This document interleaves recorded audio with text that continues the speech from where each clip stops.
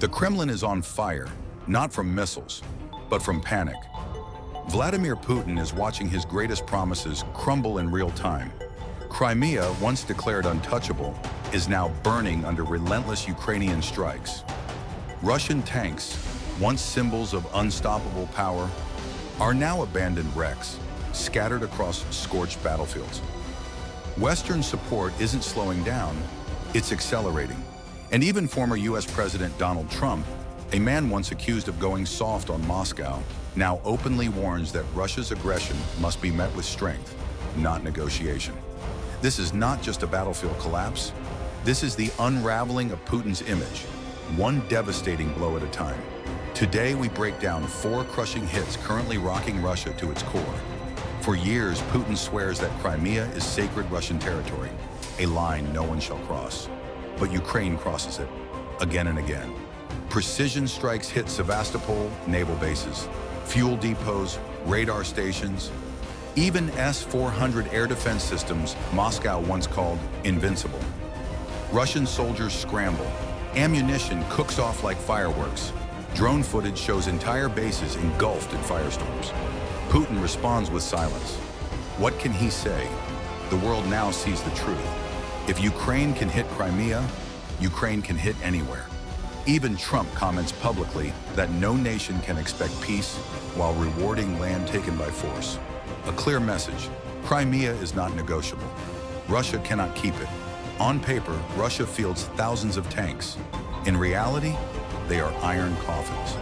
Western-supplied Javelins, NLAWs, and FPV kamikaze drones hunt them one by one. Worse, Russian engineers are now welding metal cages on top of tanks. A desperate attempt to block drones. But the drones adapt. They strike from the sides, from below, even through open hatches. Footage spreads online of a $3 million T-90M tank destroyed by a drone costing less than $500. Putin calls it modern warfare. The internet calls it embarrassing. Even Trump weighs in, saying, if America had equipment getting destroyed like that, heads would roll. The message is clear. Strength is not about numbers. It's about innovation. And Ukraine is winning that war. Behind closed doors, Russian elites are panicking. Sanctions freeze yachts. Foreign bank accounts vanish. Their children, once living freely in London and Paris, now face expulsion. Whispers grow louder in Moscow. Putin has gone too far. This war is unwinnable. We need a way out, with or without him. Generals refuse orders. Mercenary groups like Wagner rebel openly. Commanders accuse each other of sabotage. Meanwhile, Ukraine gains more Western intelligence, more intercepts, more informants inside Russia's own system. What was once Putin's inner circle is now cracking. And Trump, never one to hold back, states publicly that a leader who loses control of his own people loses everything.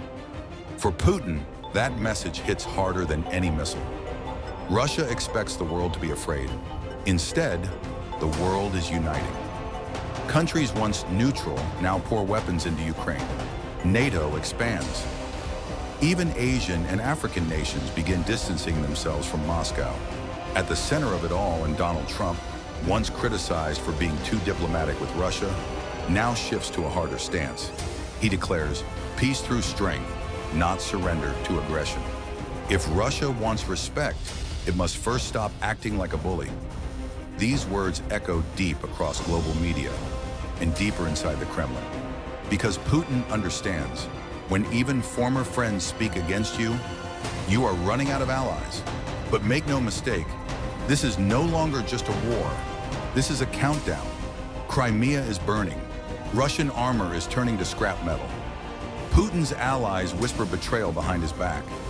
Even global power players like Donald Trump now frame strength not as compromise, but as forcing Russia to face consequences. Putin tries to project dominance, but dominance does not panic. Dominance does not beg for negotiations while losing territory.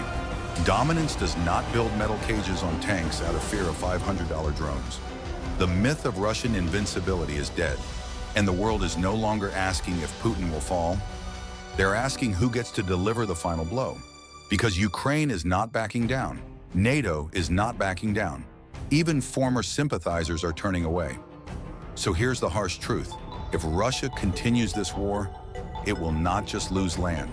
It will lose its image, its influence, and eventually its leader. History is merciless, and right now, it is sharpening its blade for Vladimir Putin.